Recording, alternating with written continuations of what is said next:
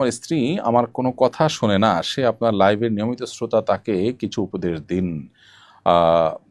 ভাই, যিনি আপনি প্রশ্ন করেছেন, আপনার স্ত্রী আপনার কথা শোনেন না, সেক্ষেত্রে স্ত্রীকে এবং আপনাকে উভয়কে আমি উপদেশ দিচ্ছি, আল্লাহকে ভয় করে চলুন।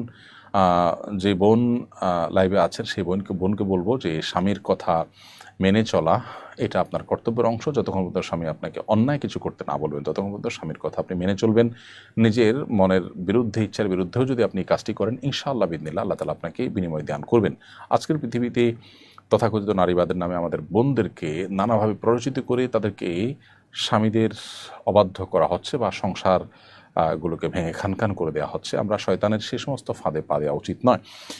নবী করিম সাল্লাল্লাহু আলাইহি সাল্লাম বলেছেন, 4টি কাজ যখন কোনো নারী করেন তার জন্য জান্নাতের 5টি 7টি 8টি দরজার যে কোনোটা দিয়ে প্রবেশ করা সহজ হয় এবং সবগুলো খুলে দেওয়া হয়, তিনি জান্নাতি হতে পারেন।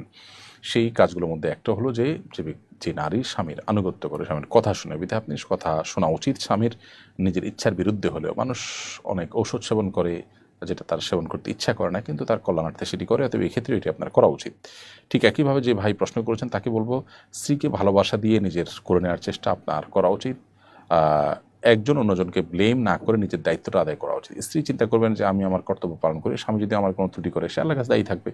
আবার স্বামীরও উচিত দেখা যে আমি আমার স্ত্রীর প্রতি যে ভালোবাসা এবং সুন্দরভাবে দিন যাপন করা সেটি আমি করছি কিনা, সেটি আমি করে থাকলে আল্লাহর কাছে আমি দায়মুক্ত থাকবো। আর তিনি যদি কোনো ত্রুটি করে থাকেন তার জন্য তিনি আল্লাহর কাছে দায়ী থাকবেন। এই জন্য আমরা যতটা না অধিকার সচেতন হব তার চেয়ে বেশি কর্তব্য সচেতন হব। এখানে দেখুন, স্বামী তার স্ত্রীর কাছে আশা করছেন যে স্ত্রী স্বামীর কথা শুনবেন। তার মানে কি, আমরা অন্যের ডিউটিটি নিয়ে বেশি পেরেশান, আমার কর্তব্যটি নিয়ে আমি ভাববো প্রত্যেকটা মানুষই তার জায়গা থেকে করবেন। তো জীবন আছেন তাকে আমি অনুরোধ করছি, তিনি স্বামীর অন্যায় নয় এমন কথা শুনে চলার চেষ্টা করবেন। এর মাধ্যমে আল্লাহ তার উপর সন্তুষ্ট এবং জান্নাতে যাওয়ার পথ তার সুগম হবে।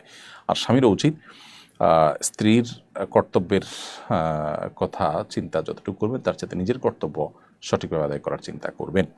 কারণ আল্লাহর কাছে স্ত্রী যদি আমার কথা না শোনেন, আমার তো কোনো দায় নেই, কিন্তু আমার যেটুকু দায় আছে সেটুকুর জায়গাতে আমি যেন পরিষ্কার থেকে সে চেষ্টা করতে হবে।